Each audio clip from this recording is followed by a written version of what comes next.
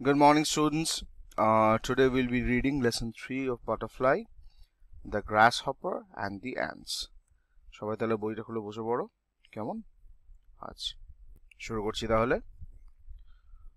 One summer's day, a grasshopper was hopping about in a field. He was chirping and singing merrily. A group of ants walked past him. They carried plump seeds of corn. "Where are you going with those heavy things?" asked the grasshopper. Without stopping, the first ant replied, "To our ant hill. This is the third seed I am carrying today." "Why are you walking so hard? Why don't you come and sing with me?" said the grasshopper. "We are helping to store food for winter. You should also do the same," said the ant. "Winter is far away. It is a lovely day to play," sang the grasshopper. But the ants went on their way. They continued with their hard work. The weather soon turned cold. A thick white blanket of snow covered all the food lying in the field. The grasshopper could not find any food. He went to the ants' hill. He saw that the ants had stored enough food for winter. He begged them for something to eat. "What?" cried the ants in surprise. "Haven't you stored anything for the winter? What were you doing all summer?" "I didn't have time to store any food," said the grasshopper. "I was so busy playing music."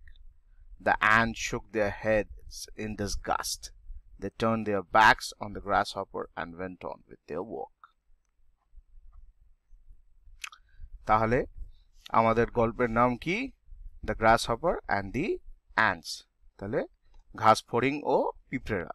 গ্রাসহপার মানে কি? ঘাস ফড়িং। এবার দেখো, একটা খুব সুন্দর ছবি দেওয়া আছে, তাই তো?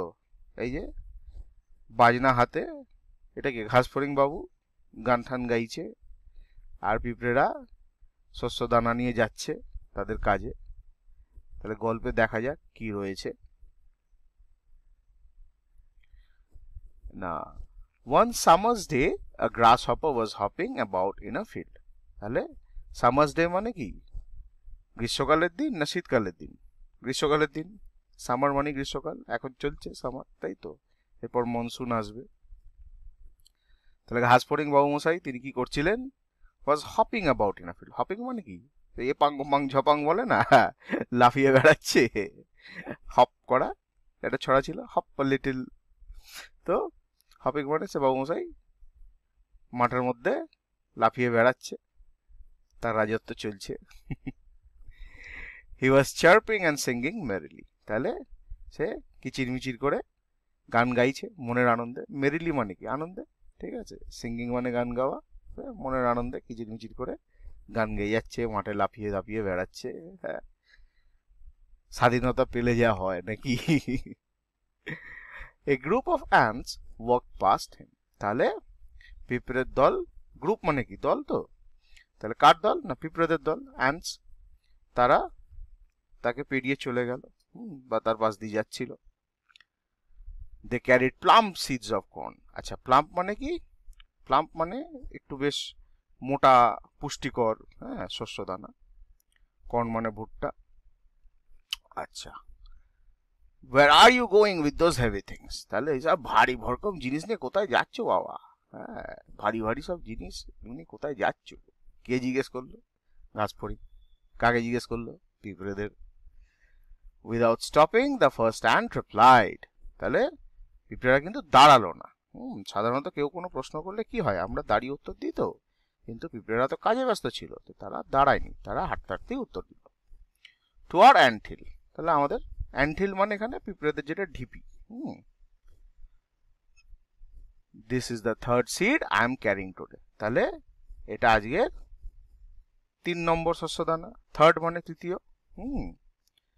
তাহলে এই নিয়ে তৃতীয়বার আমি শস্য দানা নিয়ে যাচ্ছি। Why are you walking so hard? Why don't you come and sing with me? ঘাস ফড়িং কি হলো? এত খাটছো কেন? এত পরিশ্রম করছো কেন? এসো আমার সাথে একটু গান টান গাও। We are helping two store food for winter. তাহলে পিঁপড়েরা কি বললো, যে আমরা শীতকালের জন্য খাবার জমিয়ে রাখছি, সঞ্চয় করে রাখছি। তাই তো, শীতকালে তো বেরোনো মুশকিল, চারিদিকে ঠান্ডা, জমে মারা যেতে পারে, খাওয়ার চট করে পাওয়া যায় না। তাই পিঁপড়েরা কি করে, শীতকালের জন্য আগে থেকেই গরমকালেই খাবার বাঁচিয়ে রাখে। You should also do the same, তোমারও করা উচিত। পিঁপড়ে বললো, ভালো উপদেশ দিল। তুমি এরকম লাফাচ্ছ, গান টান গেয়ে বেড়াচ্ছ, খাবার জমাচ্ছ না, এটা ঠিক না বাবু। Winter is far away, it is a lovely day to play. গাছ ফড়িং গান গাইছে, শীতকাল অনেক দূরে, খেলে বেড়ানোর জন্য কি মজার দিন। দেখা যাক তারপর কি হলো গল্পে।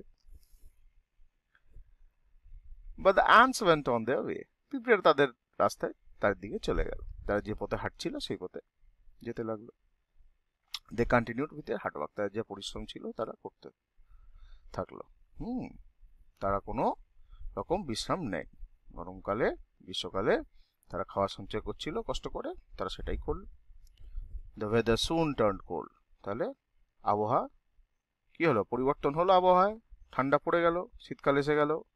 A thick white blanket of snow covered all the food lying in the field. তাহলে thick white blanket, thick মানে কি, মোটা, white blanket মানে সাদা চাদর। তাহলে বরফের মোটা সাদা চাদরে পুরো মাঠ ভর্তি হয়ে গেল। তাহলে মাঠের উপর যা খাবার দাবার ছিল সব বরফের তলায় চাপা পড়ে গেল।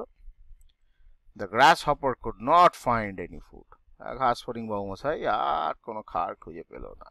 সারা গ্রীষ্মকাল নিচে গিয়ে বেরিয়েছে, আর এখন কোনো খাবার দাবার অ্যাভেলেবেল নেই, সব বরফের তলায় চাপা পড়ে গেছে। He went to the ants hill, সে গেল পিঁপড়েদের ঢিবিতে। He saw that the ants had stored enough food for winter. দেখলো পিঁপড়েরা শীতকালের জন্য বেশ খাবার জমিয়েছে, ফিস্ট হবে রোজ। He begged them for something to eat. সে বেচারি লাস্টে কি করবে, তাদের অনুরোধ করলো, ভিক্ষে করলো, বাবা কিছু দেখে দে, তো শীতকালে খাবার পাচ্ছি না আমি, খুব বাজে অবস্থা আমার। What? cried the ants in surprise. কি, তুমি খাবার জমাওনি? Haven't you stored anything for the winter? কিছুই জমাওনি শীতকালের জন্য? সে কি কথাবার্তা?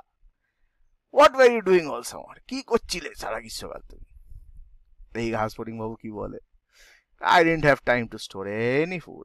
সময়ই ছিল না কোনো খাবার জমানোর, সঞ্চয় করার, said the grasshopper. I was so busy playing music. এত ব্যস্ত ছিলাম গান বাজনায়, গান গাইতেই ব্যস্ত ছিলাম সারা গ্রীষ্মকাল, কখন খাবার জমাবো। The ants shook their heads in disgust. পিঁপড়েরা খুবই এখানে ডিসগাস্ট মানে বিরক্তি হওয়া, হতাশ হওয়া, সব মিশ্রিত বিষয়।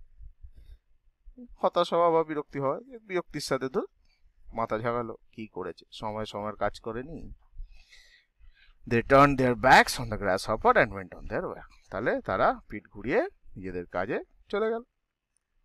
একে পাত্তা দিয়ে লাভ নেই, ঘাস ফড়িং এর কথা শুনে লাভ নেই। সে যখন খাবার সঞ্চয় করার সময় ছিল তখন করেনি, নিজের কাজ নিজে করেনি, এখন তাকে তো পস্তাতে হবেই।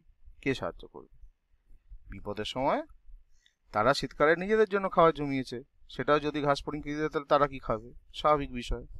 তাহলে ঘাস ফড়িং এর যখন খাবার সঞ্চয় করা উচিত ছিল সে করেনি, সে তার কাজে ফাঁকি দিয়েছে। তাহলে গল্প থেকে আমরা কি শিখছি, সময়ের কাজ সময় করতে হয়, নাহলে কি হবে, বিপদে পড়তে হবে। কেমন? আজ এতটাই থাক।